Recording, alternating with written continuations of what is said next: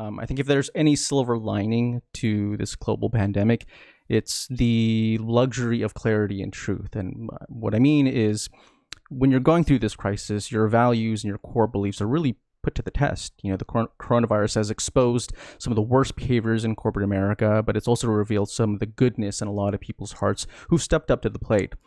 As someone who's been in high profile leadership positions for much of your career, what advice would you give to other leaders in this time of need? Like, what do good leaders do when the economy is at this standstill?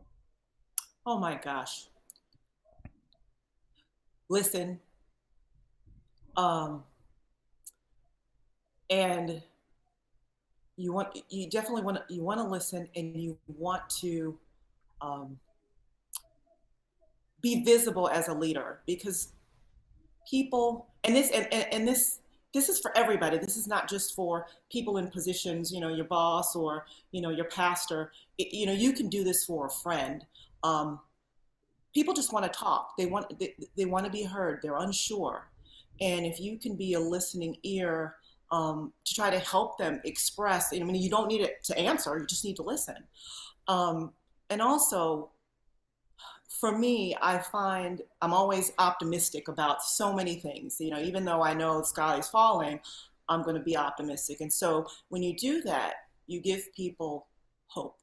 You you kind of correct them, and if they see that you're positive, and they see that you're, standing tall, things don't look so dark. And so for me, I've also been seeking out other leaders who have been doing online talks and symposiums, and learning, teaching, uh, good practices about leading through crises.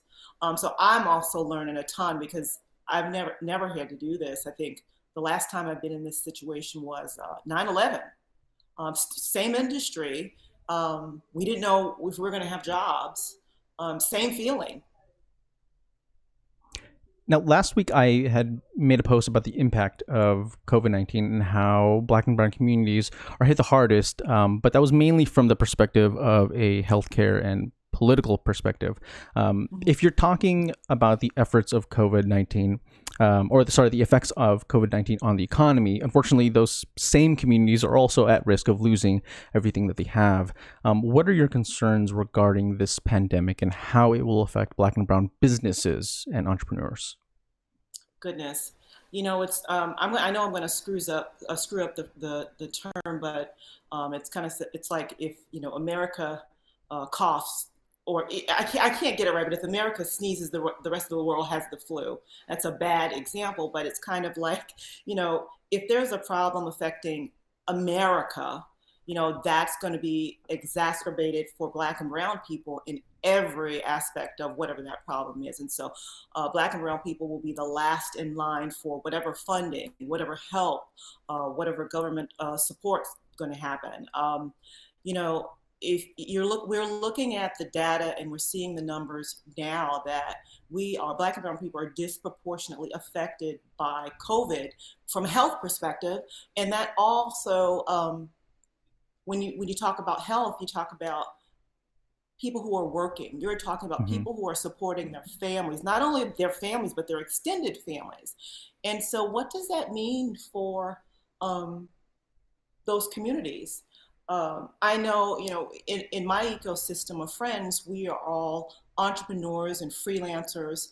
And for us, for some of us, work is at a standstill, not for all. But we are trying to think, what can we do during this time to sharpen our skills and market ourselves, and come out on a good side, come out on top when we get through this in terms of our business and our brands. Yeah, it's scary thinking about what so many of these Main Street businesses are going to be doing. The person who runs, a dry cleaner or the small kitchen down the street. When they can't have physical customers coming in, they don't have the infrastructure to work with. Say for example, Uber Eats, and maybe they're not in a city that is compatible. I can only imagine how many of those businesses are going to go under. So many of these businesses have already been struggling because, they don't have that same spotlight.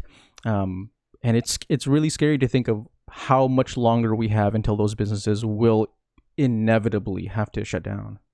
Yeah, it is terrifying for all of us, but also just the sheer numbers that we know that we're going to see, and they'll never recover. Mm-hmm.